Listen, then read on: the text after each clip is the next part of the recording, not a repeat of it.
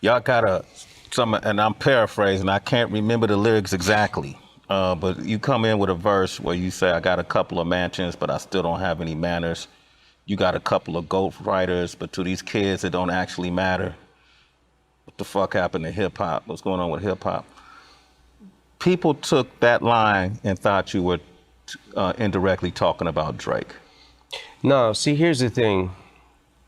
I saw that too. Yeah.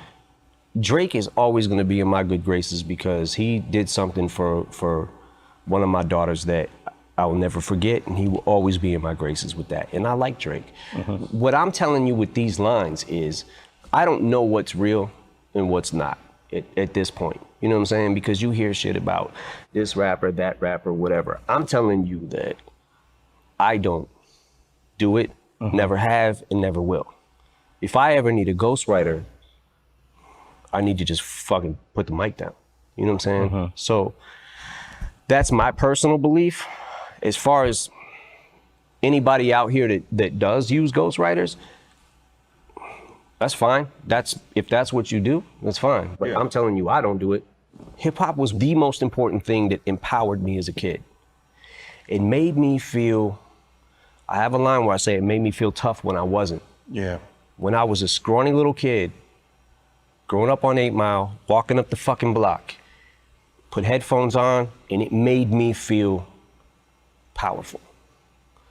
Hip hop probably was, I mean, it was like my dad, hip hop, you know what I'm saying? And it was the only thing that made me empowered. It made me feel good about myself. And when I started being able to write rhymes and figured out I could do it, that's where the feeling comes from to me. Because the excitement is being able to come up with the shit. You know what I'm saying? It taught me how to throw my first punch. Gave me the confidence to be able to throw my first punch. And to realize, not only that, the fact that Proof used to beat my ass all the time in the backyard boxing. And one time he beat me like literally to the fucking ground. And he was just like, just stop. Because I kept getting up, coming at him, but I'm like, but I just kept getting beat up. He was fast, man. He was very quick.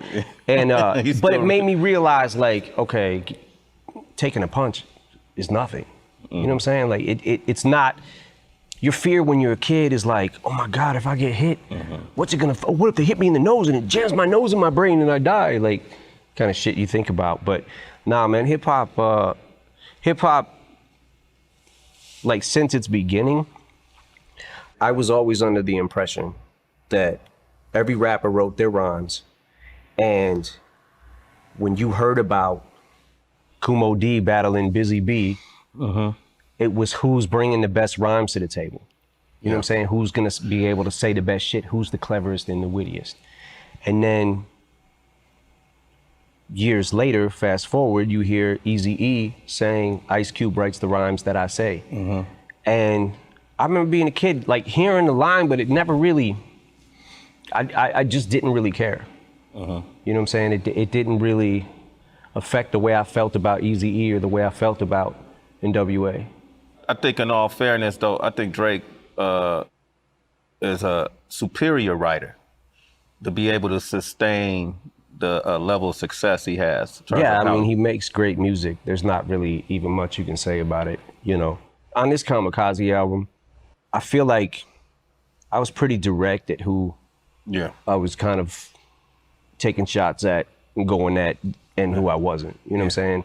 I wouldn't send subliminals to Drake there'd be no reason for me to do that.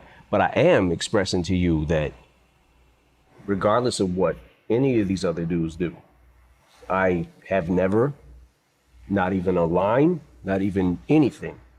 I wouldn't be able to have fun with it if I couldn't write it. That makes sense.